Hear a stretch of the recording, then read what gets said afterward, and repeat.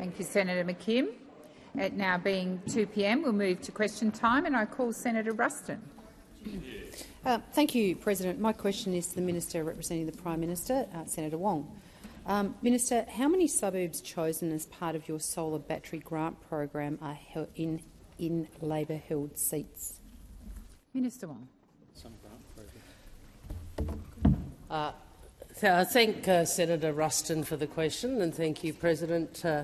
I assume that should actually be addressed to me as the Minister representing the Minister for Climate Change, but I will check who has responsibility for that program and the status of that program and where approvals under that program are at. I don't have personal knowledge of that, and you wouldn't, frankly, expect me to. But I would make this point. Today we have. I'll take it on notice. Senator Birmingham. I'll take it on notice, and we will return. I'll return with some further information from the relevant minister, as is appropriate. But I would make this point: what we are seeing, what we saw today in the chamber, was the majority of this chamber vote for a plan to get to net zero. Senator Ruston, you support net zero, don't you? Do you? I assume so. I assume even the moderates in the Liberal Party still support it. Senator Wong, I'm very happy to give you time to talk. Please resume your seat. Senator Ruston. Yeah. On direct relevance, President, if the minister doesn't know the answer and has taken the question on notice, and she doesn't wish to be relevant to the question in her additional comments, I would ask her to perhaps just take it on notice. Thank you, Senator Ruston. That's not a point of order. The minister has taken it on notice, and she's entitled to continue her remarks. Senator Wong. Thank you. Certainly, if I do recall that we had a very clear election commitment to roll out community batteries across Australia. We announced a number of batteries as election commitments. I understand that the proposals for the first 58 locations are currently being assessed via the Government Business Grants Hub after submissions closed in January. I also am advised that commitments were made in a number of seats, coalition seats, including Leichhardt and Bowman. But I would make this point. Senator Ruston, and I know she's got a lot on her mind, but Senator Ruston comes in here. Order. Senator Cash. Minister, please resume your seat. Senator Cash, I had just called the chamber to order. Thank you. Minister, please continue. Thank you, President. Senator Ruston, it would be useful if those of you on that side who actually believed in the net zero commitment you made to South Australians come in here and tell us how you would get to it. The time for answering has expired. Senator Ruston, first supplementary. Equitably in all of the electorates. Thank you, President. My second question to the minister, it would be keen to understand if you could advise the Senate on how many sites under the Improving Mobile Coverage round of the Mobile Black Spots program are in Labor-held seats. Thank you, Senator Ruston. Minister. That is, well, if I'm repping the PM, certainly I'll take that on notice. I think from memory that would be in the communications portfolio, so that should have been asked of the appropriate minister. But I'm happy to return now. To community batteries. The Community Batteries for Household Solar program will maximise the benefits for Australia's rooftop solar transformation, supporting the grid and providing shared storage for up to 10,000 households. The first 48 community batteries, which were announced publicly as election commitments, will be delivered by the business grant hubs. The remaining 342 batteries with unspecified locations will be delivered by ARENA, with applications to open later this year. I hesitate to take that interjection from Senator Watt. So I think from that, Senator Ruston, you would see that, yes, there are 48 which were announced as election commitments. There are also 342 which are, as I am advised, subject to— The time for answering has expired. Senator Ruston, second supplementary. Thank you, President. On the 29th of July last year, your Finance Minister tweeted, "Taxpayer money must be spent in the best interests of the community, not an election outcome." Isn't this statement, along with countless others that have been made by your leader and other Labor ministers, A case of complete hypocrisy when the answer to the two previous questions is 3 out of every 4 recipients in the solar battery program or the mobile black spot program are miraculously in Labor seats. Thank you, Senator Ruston. Minister. That is incorrect. Senator Ruston, the assertion in the question, I'm addressing your question. Minister, please direct your comments Sorry, to through the chair. Senator Ruston is being very loose with the truth in her question, because I told her 48 batteries announces election commitments, the remaining 342 to be delivered by ARENA with applications to open later this year. So, this is the problem with drafting a final SUP without listening to the question. Minister Wong, please resume your seat. Senator Cash. Chair, point of order in relation to the minister should be directing her comments, as you stated, through the chair and not pointing directly at Senator Ruston. Thank you, Senator Cash, and I'll remind the minister to direct her comments to the chair. Thank you. I'm very happy to address you, President, but I am somewhat amused at Senator Cash, who is well known for a lot of pointing in this chamber, telling me about pointing. But if Senator Ruston wishes me to speak to you, I will. And the policy point I am making, Senator Cash, I'll take that interjection. The policy point I will make is that I have told you that the numbers that you have asserted are incorrect, but you persist in putting misinformation in front of the Senate because you want to make a political point. Well, it's not founded in fact. Has expired. Order. And I draw to the attention of honourable senators the presence in the President's Gallery of the Australian Political Exchange's 24th delegation from the Socialist Republic of Vietnam. On behalf of all senators, I wish you a warm welcome to Australia and in particular to the Senate. Senator Payman. Thank you, President. My question is to the Minister representing the Minister for Climate Change and Energy, Senator Wong. In the last hour, the Senate has agreed to the government's Safeguard Mechanisms legislation, which is another landmark in the Albanese government's proactive approach to take action on climate change. Minister, how are the Albanese government safeguard reforms a step forward for the nation's action on climate change? Minister Wong.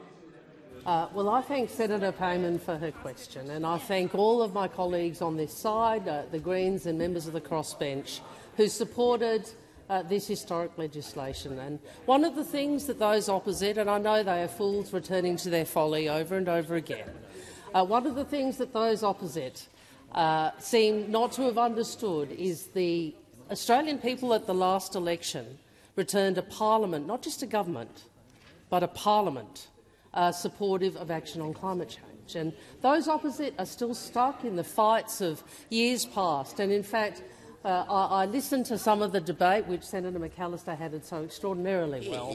And I thought, I remember this. I remember Senator Joyce standing down there asking the same questions. I remember the then Senator McDonald. I remember a whole range of those. Senator Minchin, who said that climate change was a left-wing conspiracy to deindustrialise the Western world. I mean, these people have not changed. They have not changed. And what I'd say to those opposite is this. I'd say two things. The first is this legislation is one part, not the only part, but an critical and important part of ensuring Australia can thrive and prosper in a world where the world is moving to net zero by 2050. And Senator Canavan, despite your best efforts, and I know you're not going to be worried about me talking at you, Senator Canavan, despite your best efforts, the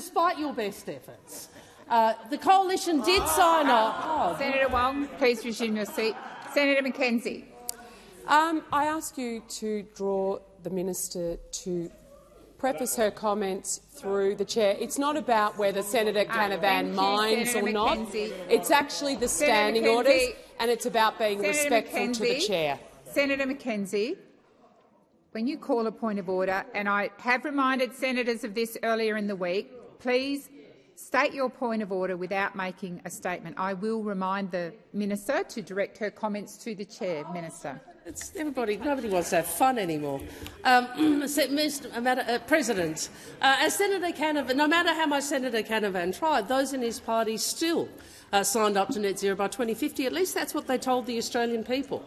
At least that's what they told the Australian people. But you know what? They have no plan to deliver it. They're not even interested in a plan. Thank you, Minister. The time for answering has expired. Senator Payman, first supplementary. Senator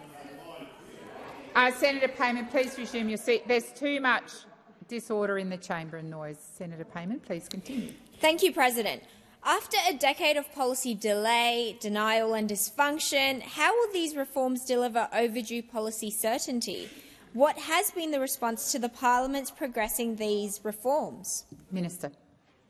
I thank the senator for her question, and it's a question that goes to the heart of why this reform is needed. It goes to the heart of why this reform is good, not only for action on climate, but also for the Australian economy and for Australian business. And one of the irrationalities from those opposite has been that they have misunderstood for over 15 years the importance of certainty in markets. And that fact, the 22 energy policies that they put in place, which ensured there was no investment certainty and that the private sector would not invest in accordance with its desires much of the time, which is why we have this bizarre situation where most of the business community is not where the coalition are. Now, that really must be hard for the party that thinks they're the party of business.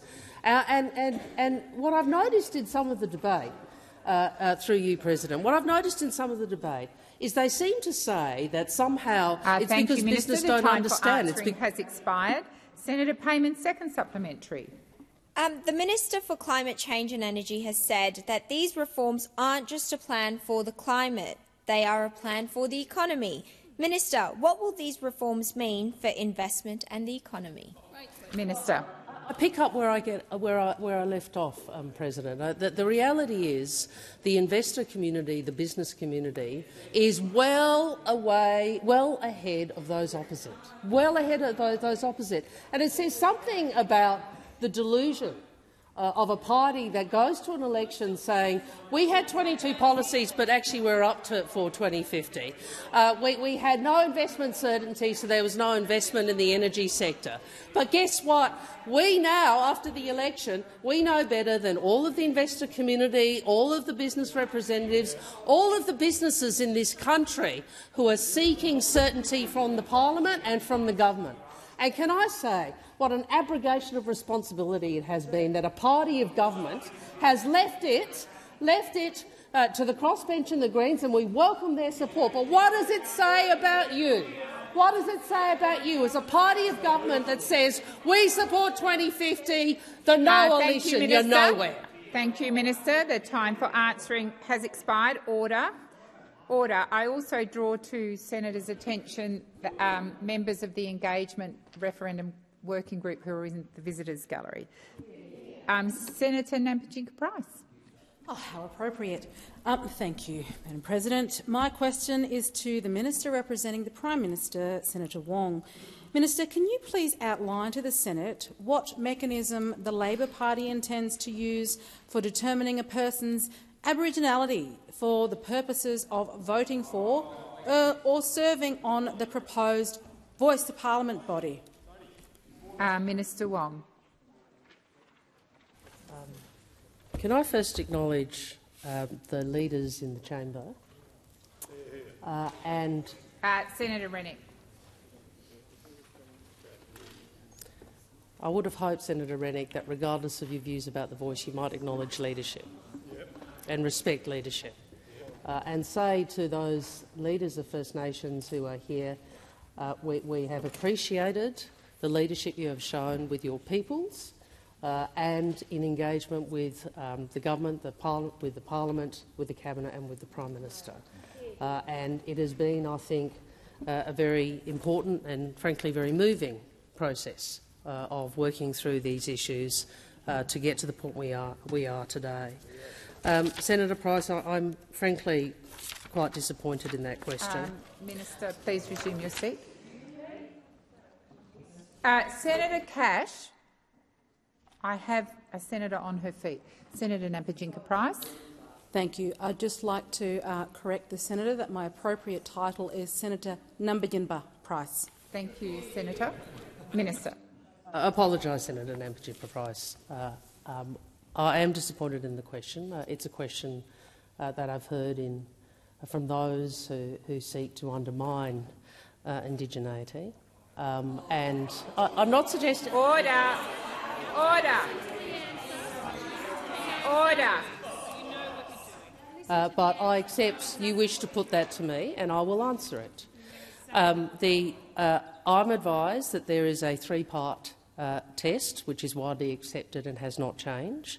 I'm advised that the Australian government generally applies the following common law criteria for the purpose of determining eligibility for First Nations-specific services, and they are that a person is Aboriginal and/or of Torres Strait Islander descent, identifies as an Aboriginal and/or Torres Strait Islander and is accepted as such by the community in which they live or have previously lived. I'm advised this is a widely accepted test by government agencies, by First Nations organisations and community organisations, and, if I may say, it would appear to be common sense. Thank you, Minister. Senator Nampijinka-Price, first supplementary. Thank you. Can you please, Senator, please confirm with me, will the Albanese government follow at all the example of the South Australian government and allow people to simply make a statutory declaration of their own Aboriginality? Thank you, Senator. Minister Wong. Thank you, President. And in response, I'd make the point that I think I have responded in— Senator Ruston.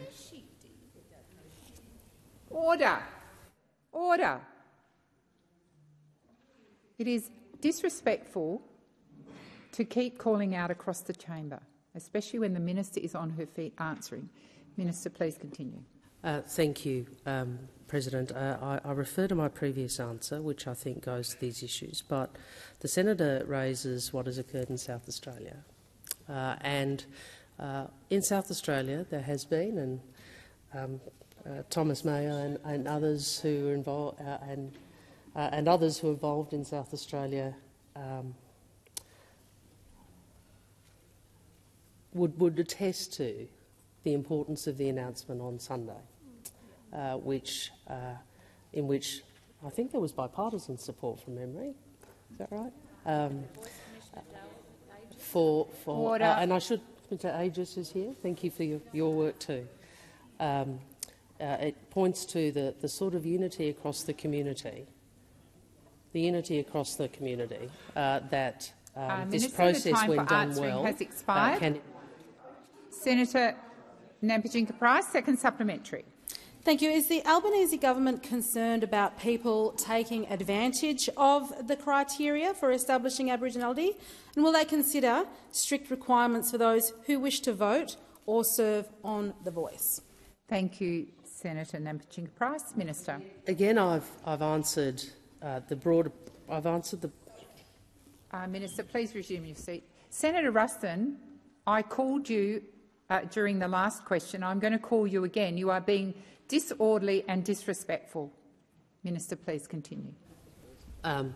Thank you. I've answered the approach the government takes as a matter of course in the response to the first question, but I would make this point, that the proposed wording of the constitutional change makes it clear, amongst other things, that the structure and process associated with The Voice and its composition would be the subject of the determination by the Parliament.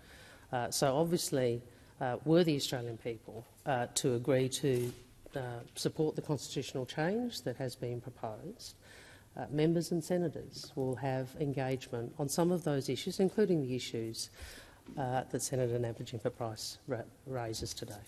Thank you, Minister. Senator Shoebridge. Thank you, President. My question is to Minister Wong in her capacity representing the Prime Minister. Minister, I'm asking this question on behalf of millions of Australians, but also Julian Assange's father, John Shipton, who went to San Diego in mid-March hoping to hear that his son would be released.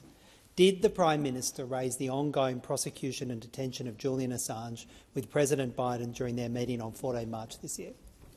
Thank you, Senator Shoebridge. Minister. Thank you, and thank you to Senator Shoebridge for his question.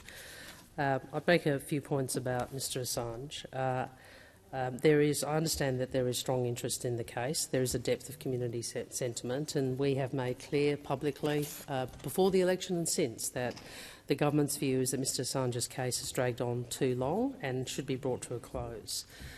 It is not generally my practice to give chapter and verse of everything that is said in every diplomatic communications, but in the interest of transparency on this issue, I have said that I have personally expressed this view. The view that is that Mr Assange's case has dragged on long enough and should be brought to a close to the governments of the United States and the government of the United Kingdom, and I will continue to do so. The Prime Minister has also made clear in the Parliament, I'd refer you to his answers, that he has raised this case at the appropriate levels. What I would say is this, and you would know this, Senator Shoebridge, as a lawyer. We are not able, as an Australian government, to intervene in another country's legal or court processes. Well, it is true. It is true, and that you would understand. Well, Senator Shoebridge, there is a thing called the rule of law. There is a principle called the separation of powers. Well, and no amount of bellowing at me from that end of the chamber is going to change the fact that a court has to determine the legal process. So we can raise these issues as I have and as the Prime Minister have, but we are not able to alter the judicial processes of another country. Order. Minister Wong, please resume your seat. Senator Wong. Senator Whish-Wilson, those comments are disrespectful and disorderly, and I would ask you not to call out. Senator Shoebridge. Thank you, President. Sorry, I thought you were on a point of order. Thank you. Senator Whish-Wilson, how would you propose that we do that? Send the Australian Army into a court? I mean, really?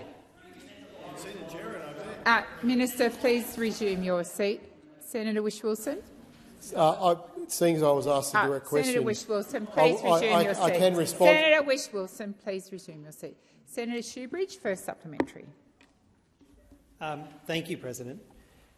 Minister, the Prime Minister has said, and I think you have too, enough is enough. And the Prime Minister said he wants a resolution of this matter, but this, to use his words, requires quiet diplomacy.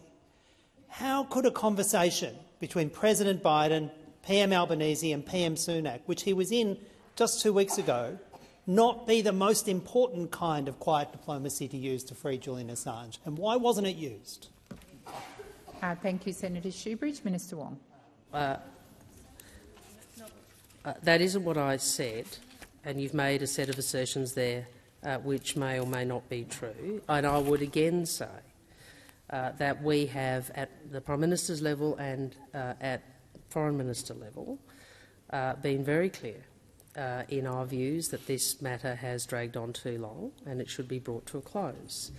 But I again make the point that there is a legal process which is in accordance with the tradition of the separation of powers, which I regard as an important part of democracy. It is not something that the Australian government can resolve. Having said that, it is appropriate. Minister Wong. Senator Whish-Wilson, I called you to order twice. I expect you to come to order. Minister, did you wish to continue? What we are doing what we can between government and government, but there are limits to what that diplomacy can achieve. Thank you, Minister. The time for answering has expired.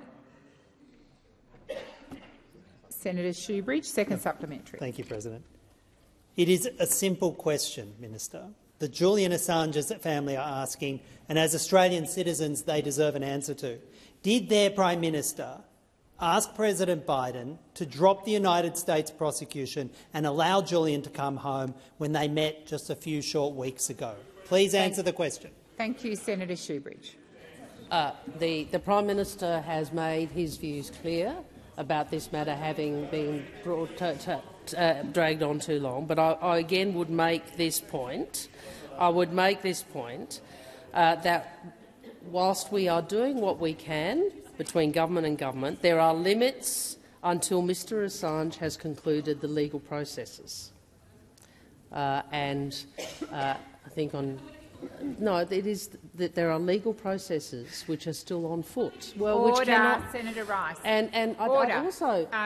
Minister, please resume your seat. Senator Shoebridge. Thank you, President. My point of order is relevance. My question was about a meeting between the President and the Prime Minister, not about court proceedings, but about a meeting between the President and the Prime Minister. And the Minister is refusing to address it.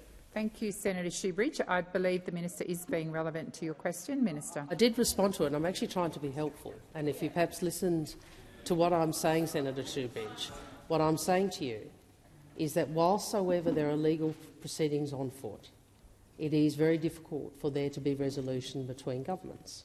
I think that is an observation of fact.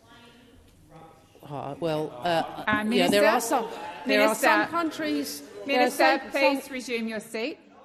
Senator Shoebridge, this is not a debate. Senator Shoebridge.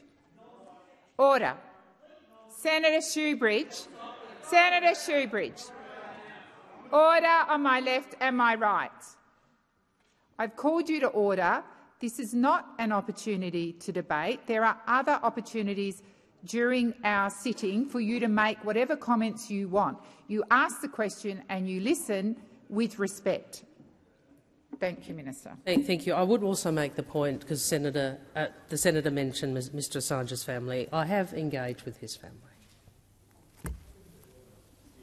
Thank you, Minister Wong. Senator Sterle. Thank you, President. I've got a ripper for the Minister for Agriculture, Fisheries and Forestry. After a decade of inaction of climate, thanks to those opposite, the Albanese government is taking decisive action to combat challenges of climate change. The passage of the Safeguard Mechanism legislation delivers landmark reforms that will result in the reduction of 205 million tonnes of greenhouse gas emissions to 2030. Minister, why does Australian agriculture support action on climate change? Minister Watt. Thank you, President, and thank you, Senator Sterle. It's really nice to get a question about agriculture. And I've had questions from Senator Sterle, Senator Coney, Senator Watt, all sorts of senators over here, but never get a question from the National Party about agriculture. It seems that they've given up. Well, due to the Senate's efforts today, Australia is one step closer to reaching net zero by 2050, not just towards meeting the target, but to ensuring our economy is geared up to take advantage of the opportunities that will come with it. The Safeguard Mechanism reforms passed by the Senate today will deliver 205 million tonnes of emissions reduction by 2030. So after 10 long years and a couple more days of delay and dysfunction, Australia now has sensible reforms to ensure Australia's largest emitters reduce their emissions while remaining competitive in a decarbonising global economy. We know Senator Canavan and his mates will never accept reality. We know they'll never open their eyes to what is happening around the world. But the rest of the world is moving on. I'm telling you, it's moving on. And that is fantastic news for farmers, and along with everyone else in our agriculture, fisheries and forestry sectors. Because the truth is, as much as the former Country Party used to recognise, our farmers are on the front line of climate change in this country. Whether it's repeated flooding, more intense fires, more severe cyclones, larger hail or more prolonged drought, the impacts of climate-induced disasters are hitting our farms and their bottom line, driving up the price of fruit and veggies for consumers. In fact, we know from ABARES modelling that climate change has reduced annual average farm profits by 23%, or around $29,000 per farm, due to seasonal weather changes over the last 20 years. It is well beyond time for this country to take action, and we're not telling the ag industry something they don't already agree with. Whether it's the National Farmers Federation, the Meat and Livestock Association, Dairy Australia, the Red Meat Advisory Council, they've all moved on, and one of these days the National Party might too. Thank you, Minister. The time for answering has expired. Senator Sterle, first supplementary. Thank you, President. The Australian people, businesses and farmers have long been calling for action on climate change. What opportunities will the Albanese government's strong action on climate change create for Australian farmers, Minister? Minister Watt. Thanks again, Senator Sterle. I think you've asked 5 times as many questions about agriculture that the National Party have since the election, but you know that's just the kind of guy you are. The latest ABARES figures show that on the back of good conditions for the past few seasons, farm incomes are at record highs. And while obviously this isn't the case for everyone, on the whole it is a good time to be in the agriculture sector. But imagine how high those incomes could have been if action was taken on climate change 20 years ago, not today. And as I say, we know what difference it would have made. ABARES tells us that farm incomes have suffered by 23% due to seasonal climate weather and weather conditions. And we also know that climate change presents an ongoing risk to farmers, especially given the inevitability that drought is around the corner. And that's why having a diversified income is vital for our nation's farmers, and increased activity in the carbon market will provide that opportunity, along with the activity in the nature repair market, which will be able to happen now that Labor has introduced legislation to make it happen. The time for answering has expired. Senator Sterle, second supplementary. Thank you, President. Under the previous government, climate inaction was a deliberate policy choice, and as a result we saw increases in emissions. What risk do farmers face if we do not take action on climate change? Minister Watt. Thank you, President. Thank you again, Senator Sterle. Of course, there are long-term natural impacts that come with not addressing climate change, and I see them almost every day in my role as Emergency Management Minister. In fact, of course, I was recently in the Gulf of Carpentaria after the floods there, and there were more media reports this morning suggesting that early estimates from Gulf flooding are that tens of thousands of head of cattle could have perished. And these are the events we will see more often if we don't take action on climate change. But it's not just those economic and environmental impacts that farmers face as a result of climate change. It is crucial to our position as a trusted trading partner around the globe that we continue to increase our sustainability effort. Who could forget those embarrassing images of former Prime Minister Scott Morrison giving an empty speech to an empty room at COP26 in Glasgow?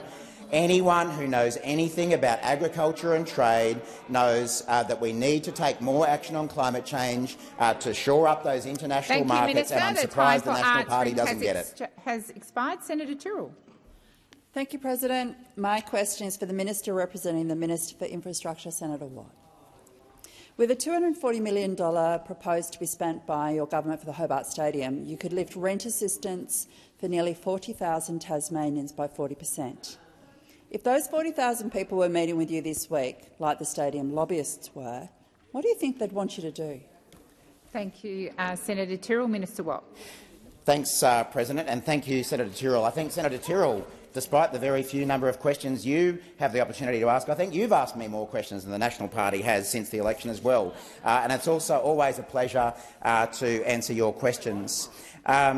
Senator Tyrrell, obviously the issue around the Hobart Stadium has been a matter of some debate within the Tasmanian community, and having spent some time in Tasmania, I know that there are very strong views about this on both sides of the debate.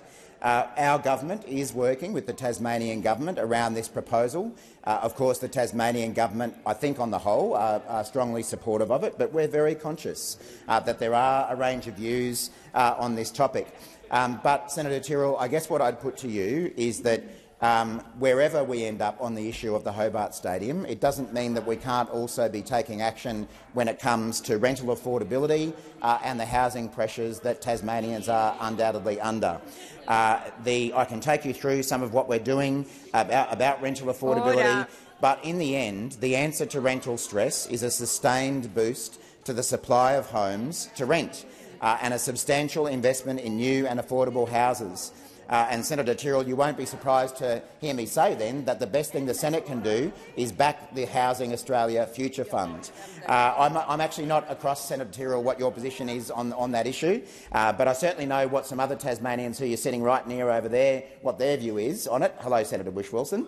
And it'd be a really good thing if Senator Whish-Wilson, Senator McKim and every other Tasmanian senator joined with the government to back the Housing Australia Future Fund so that we can have that investment in affordable housing, in social housing, in housing for veterans, in housing for domestic violence victims in Tasmania and in every other part of the country. It is odd that we have the Greens and the Coalition joining together as the new coalition in Australia to block affordable housing investment. Minister Watt. Order. Senators Brown and Duniam. Senator Tyrrell, first supplementary. Thank you, President. So the Hobart Stadium's own business case says the project will lose $2 for every dollar it makes. When the project itself is telling you it's going to lose all of your money twice over, and you think that represents good value, what's your argument against raising the rate of JobSeeker?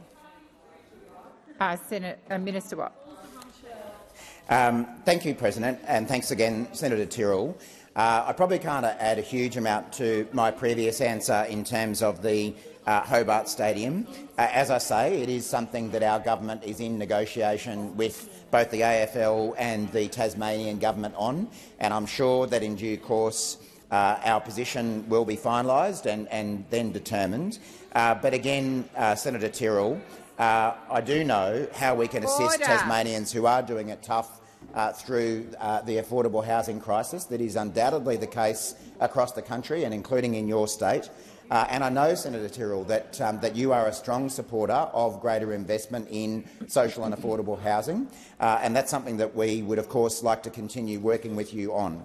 All I can do is say that the best solution that we have before us is a policy that the government took to the election to create this Housing Australia Future Fund and can get going as soon as the Senate passes it to build that housing. Thank you, Minister. The time for answering has expired. Senator Tyrrell, second supplementary. Thank you, President. Budgets are about priorities. You could build 2,900 homes in Tasmania with the funding slated for the government spend on the Hobart Stadium. This would be enough to give every single homeless Tasmanian a place to call home. What's your government's priority? Put in a roof on a stadium that retracts, by the way, or put in a roof over their heads? Thank you, Senator Tyrrell. Minister Watt. Thank you, Senator Tyrrell, again. Well, of course, any budget that the federal government brings down undertakes and provides funding for a broad range of activities. And I'm very confident that when this budget is finalised, and I know Senator Gallagher in particular has been putting a huge effort into framing it, it will deal with a number of really important challenges that Australians are facing, whether it be in Tasmania or elsewhere around the country. Of course, assisting people with cost of living relief will be a real centrepiece of this budget, and providing more investment in housing will be as well, provided we can get that legislation passed. Now, Senator Tyrrell, I'm sure you're aware, but we are already taking action on affordable housing in Tasmania. 48 new affordable homes being provided in Launceston in partnership with Community Housing Limited, 181 new homes in northwest Tasmania funded by the National Housing Finance and Investment Corporation. So there's a lot of action happening. We know there needs to be more, and that's what that housing fund's about. Has expired. Senator Birmingham. President, my question is to the Minister for Trade, Senator Farrell. INPEX is one of the most important foreign investors in Australia. Shortly before question time today, INPEX's global CEO, Takayuki Ueda, spoke at an event hosted by Resources Minister Madeleine King. Ueda-san said in his speech, and I quote, about the government's gas market policies that we are concerned that market intervention will only compound the situation of price challenges. Price intervention is likely to discourage investment in exploration and production, while simultaneously driving up demand. The energy policy environment in Australia today appears to be driven almost by ideology and domestic concerns, that the investment climate in Australia appears to be deteriorating.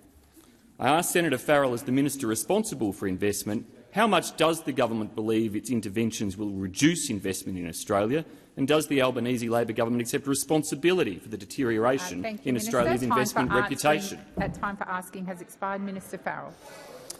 Zero. Zero is the zero impact on our relations with zero. Seriously, zero. Zero is the answer. It won't have any impact on our international reputation or our reliability or our stability as a supplier of, amongst other things, gas. I've followed the INPEX story in Australia very closely for a long period of time, since my great friend, Mr. Paul Henderson, shook hands with Mr. Kitamura all those years ago to start the process of building one of the great Japanese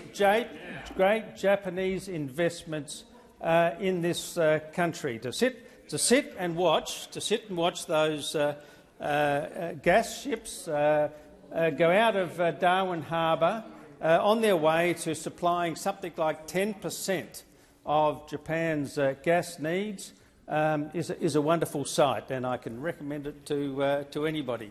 I met with the gentleman that you referred to, and I've met with Mr. Kitamura. In fact, I had the privilege late last year of awarding Mr. Kitamura an Order of Australia at the Australian Embassy in Tokyo. We're a democracy. We're a democracy just like Japan, and companies in Japan can express points of view that don't always agree with the government of the day, or in fact other business. Thank you, Minister. The time for answering has expired. Senator Birmingham, first supplementary. Ueda-san also said that, quote, Australia is competing for global investment, and the changes we are seeing to Australian policy settings will choke investment and strangle the expansion of LNG projects in this country. The consequences of these well-intentioned policies will be the increasing energy demand in our region will be met by coal and not by natural gas. Senator Farrell, will Labor's gas market intervention increase demand for coal and, as Ueda-san says, make net zero by 2050 an impossible task? Thank you, Senator Birmingham. Minister. Thank you, President. Thank you, Senator Birmingham. No is the answer to that. No is the answer to that question. We are making sensible decisions in the interests of Australian consumers. Now, after 10 years of doing nothing about these sorts of issues, you left the electricity system in a complete mess. Minister Farrell, please resume your seat. Order on my left. Calling out, shouting out is disorderly, and I'd ask you to stop. Minister, please continue. President, and Senator Canavan knows what I'm saying is exactly correct. Thank you, Senator Farrell. Senator McKenzie. Point of order, Chair. Going to Odger's explanation to the rules of debate around Standing Order 193, ministers are to direct their comments through the chair, and Senator Farrell was yelling and pointing at Senator Canavan rather than respectfully answering the question through you. Senator McKenzie. Let me first of all remind all senators that shouting out across the chamber— Senator Canavan, shouting out across the chamber is incredibly disorderly. That's the first point I'd make. The second point I'd make is that Senator Farrell was directing his comments to me, except for a slight deviation, and I will remind him to direct his comments to the chair, but I'd also remind other senators not to keep calling out to a minister on their feet who's answering a question. Minister Farrell. Thank you, President, and thank you for that protection from Senator Canavan. Look, we were left with a situation where the potential was that, as a result of those 10 years of neglect in the electricity sector by the former government— Minister Farrell, please resume your seat. Senator Birmingham. Point of order on direct relevance. The question actually related to the gas market interventions, and particularly the question went to the observation by one of the largest foreign investors in this country as whether those interventions would increase demand for coal. I ask you to draw the minister to the question. Senator Birmingham, the minister answered the question when he first stood. That's my understanding. He has answered your question directly. Minister Farrell. Thank you, President. And my first comment was a direct answer to the question. And I don't, with all due respect to INPEX, I don't agree with their assessment of the situation. Now, thank you, Minister. The time for answering has expired. Senator Birmingham, second supplementary. San also said, quote, on the geopolitical front, Australia's quiet quitting of the LNG business has potentially very sinister consequences. The question of who will replace Australian supply in the market is front and centre. Alarmingly, the inconvenient truth is most likely that Russia, China and Iran will fill the void." End quote. Will Labor's interventions create new market opportunities for Russia, China and Iran? And why should Australians take the word of Senator Farrell ahead of one of our largest foreign investors and experts in this field? Thank you, Senator Birmingham. Your time has expired. Minister Farrell. Well, Senator Ciccone. Minister Farrell, please resume your seat. I'm going to wait for silence. Minister Farrell. Thank you, President, and thanks Senator Birmingham for his question. Well, you can rely on my word. I'm a minister in a fantastic Labor government, and we are all about providing a stable political environment in which to continue to supply reliably Japan gas supplies. In the case of INPEX, that's well, look. In all due respect, I had a very long meeting with the gentleman that you're talking about before that lunch. It was an extremely amicable meeting, at which I made it very clear that this country continues to be a stable, reliable supplier of gas into the Japanese market. And of course, Japan is not the only place we're supplying gas. Thank you, Minister. The time for answering has expired. Senator Babet. Thank you, President. My question is for the Minister representing the Treasurer, Minister Gallagher. Minister Gallagher, we meet again. Your October 2022 budget included a figure of $77 million that was in the Services Australia portfolio budget statement. This figure is the allowance for the COVID-19 vaccine claim scheme payouts for 2022-2023. At the time, this represented an 80-fold increase in allocation from the previous federal budget of just $937,000. My office is contacted every single day by people who, in good faith, trusted their government but are now paying for this decision with injury. They are suffering, and some in this place mock them to this day. Can you please update the Senate on the total amount that has been paid out by the COVID-19 vaccine claim scheme this current financial year, please? Thank you, Senator Babet. Minister Gallagher. Thank you, President. I thank Senator Babet for the question and for his advice ahead of time that he was going to ask a question on this. It greatly assists in being able to provide the information that the senator is seeking. As the senator outlined, the COVID-19 vaccine claims scheme was put in place during the COVID-19 pandemic and after the announcement of the approval of the vaccines and the vaccine program across Australia. The scheme was established as a fit-for-purpose, time-limited claim scheme to respond to the unprecedented circumstances of COVID-19. It was designed to ensure that people who have suffered a recognised adverse event as a direct result of the vaccine, COVID vaccine that is, have faster access to compensation than a costly and complex court process. There are 7 recognised clinical conditions which are eligible under the scheme, which I can go through, but specifically in relation to Senator Babet's question, it's right, there was a provision of $77 million made. Total expenditure as of the 28th of March 2023 is in the order of $7.2 million. That Services Australia, who administer the scheme, has received 3,374 claims under the scheme, and at the moment 126 claims have been approved for that total figure of just around $7.2 million. Thank you, Minister. Senator Babet, first supplementary. Thank you, Minister. Now, the TGA's most recent report shows that they've received 137,970 reported adverse events following COVID vaccination. That's the equivalent of 2.5 packed Marvel sports stadiums in Melbourne, big stadium. It appears that the number of claims will continue to grow. Minister, what amounts will your government be allocating to this scheme in the next budget, in the upcoming budget? Thank you, Senator Babet. Minister. Thank you, President. I thank Senator Babet for the supplementary.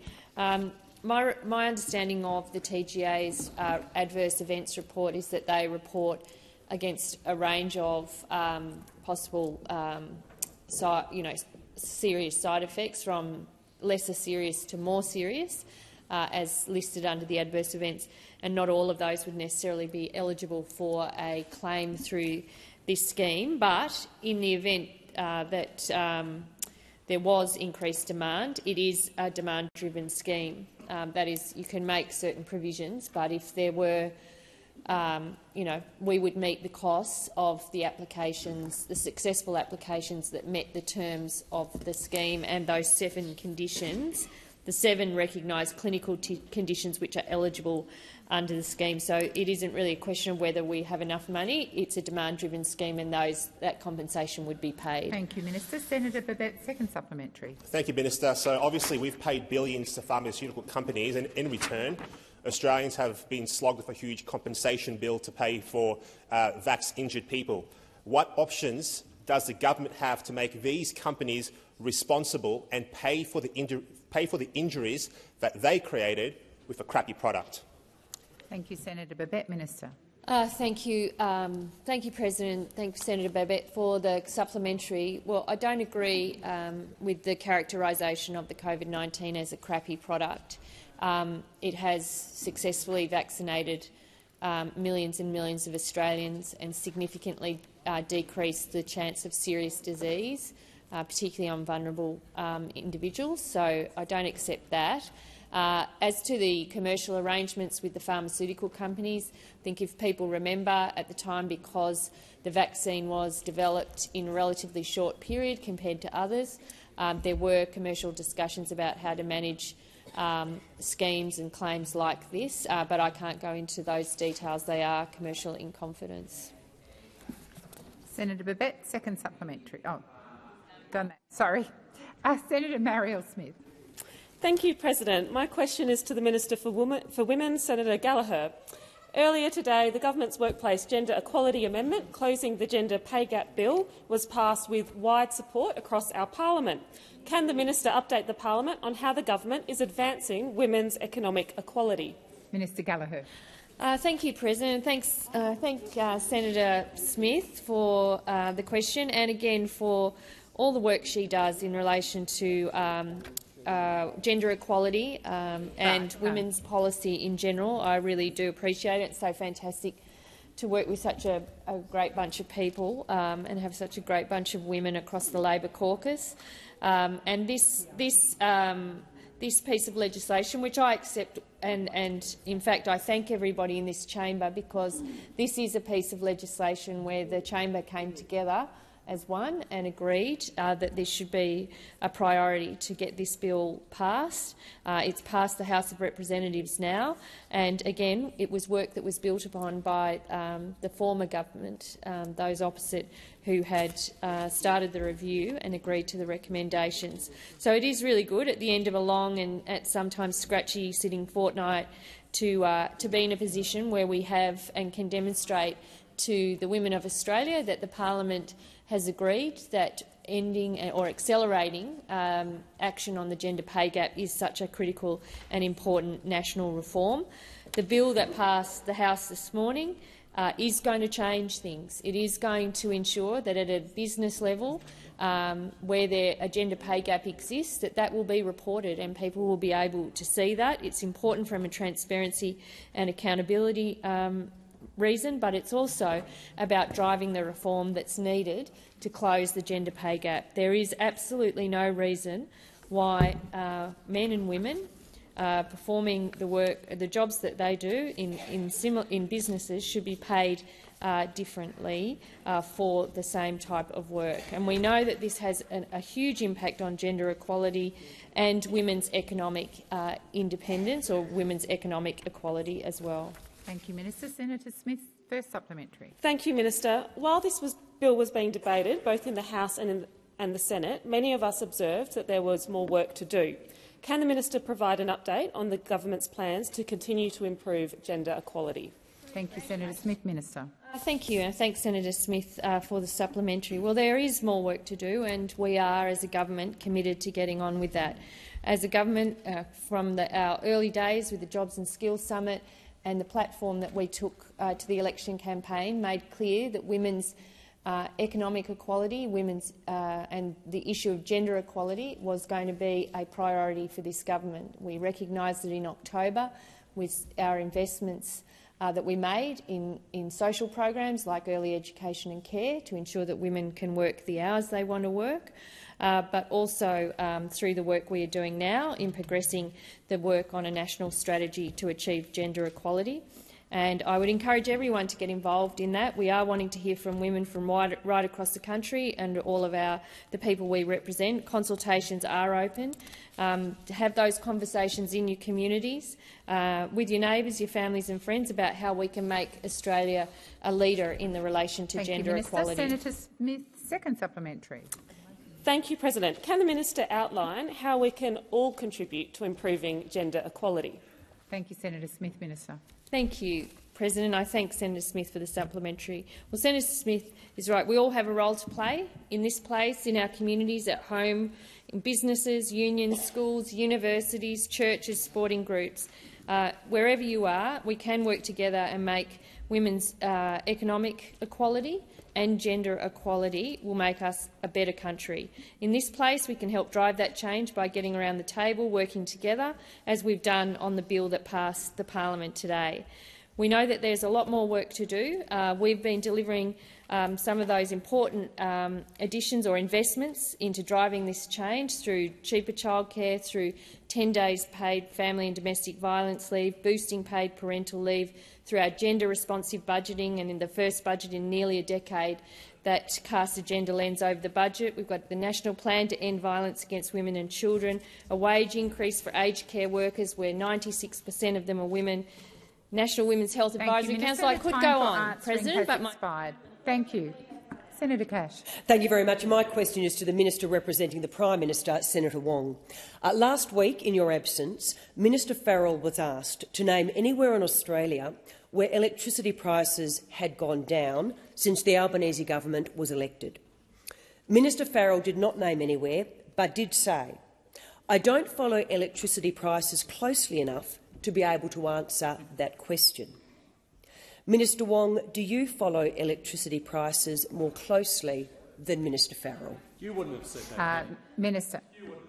Are you more in touch than Order.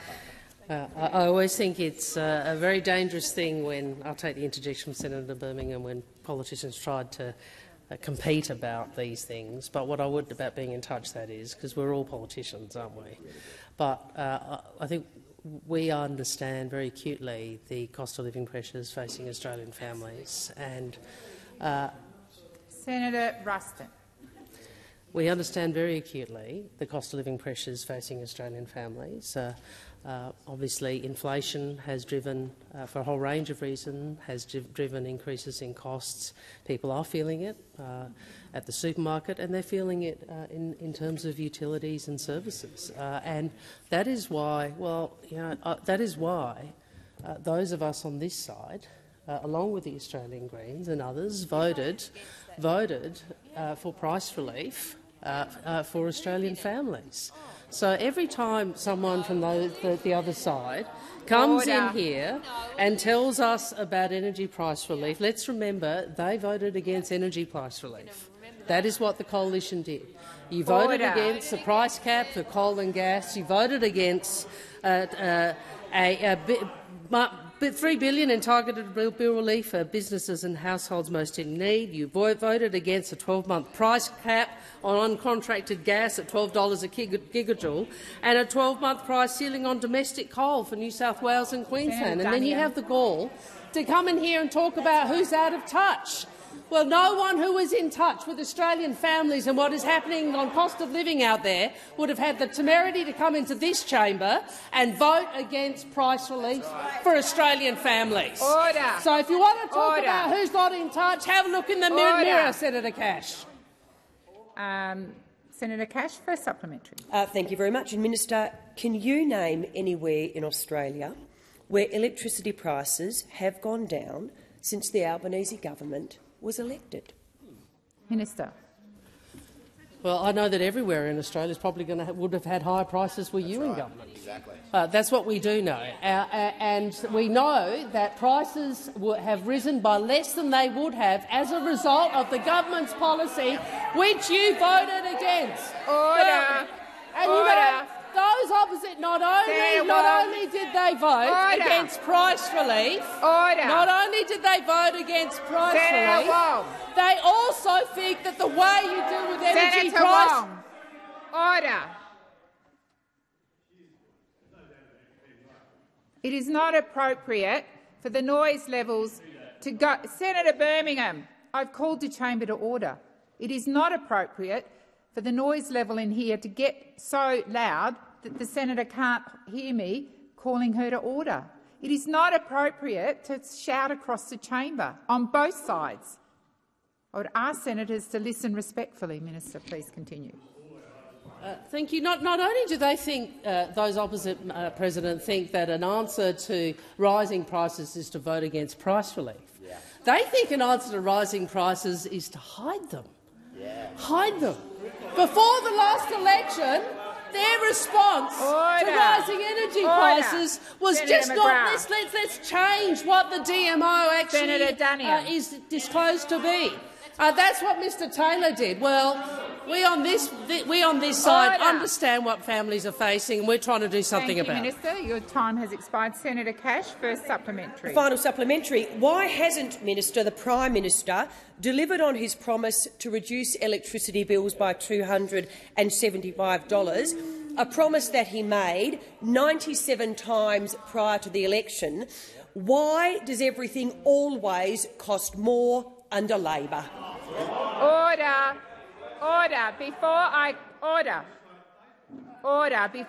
Minister, I haven't called you. Before I call the minister, Senator Polley, I'm calling you to order. It doesn't require a response. Minister, please. Minister, please continue. Let's talk about the default market offer that the Australian Energy Regulator published, the draft DMO for 23-24. And what that showed, and this is what's happening to energy prices, that the DMO will rise up to 22% for households, up to 25.4% for businesses. That is a substantial increase.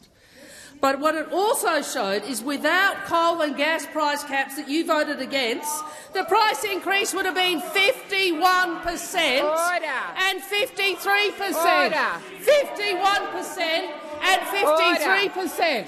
That's what they would. Please resume your seat. It is, Senator Cash, it is not appropriate to interject in such a loud voice as to try and outcompete the minister. She's been asked a question, she's entitled to answer it, and she's entitled to senators listening respectfully and silently. Minister, please continue. I'll just repeat that without the coal and gas price caps that those opposite voted against, the price increases that Australians would have faced, households and businesses, would have been 51% and 53% respectively. So if anybody wants to come in here and suggest they're out of touch, I suggest they ought to, those opposite should look in a mirror, and I ask the President that further questions be placed on notice. Order. Senators, I was asked to review the tape in relation